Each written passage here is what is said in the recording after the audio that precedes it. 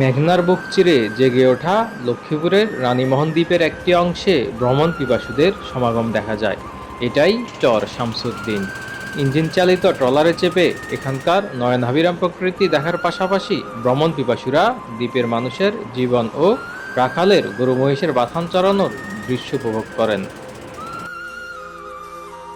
প্রায় ২ দশক আগে মেঘনার বুকে চরটি জেগে ওঠে। দ্বীপের খুব কাছেই জেলার কমলনগরের চর কালকিনির একটি গ্রামের নাম থেকে চর শামসুদ্দিনের নামকরণ হয়।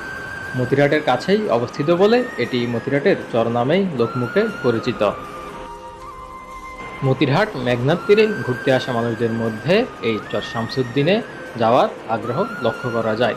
ইঞ্জিন চালিত ট্রলারে করে যেতে জনপ্রতি খরচ ১০০ টাকা। যেতে সময় লাগে ১০ থেকে ১৫ মিনিট।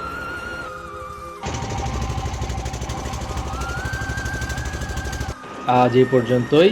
ধন্যবাদ সবাইকে। ভালো থাকবেন সবাই। আসসালামু আলাইকুম।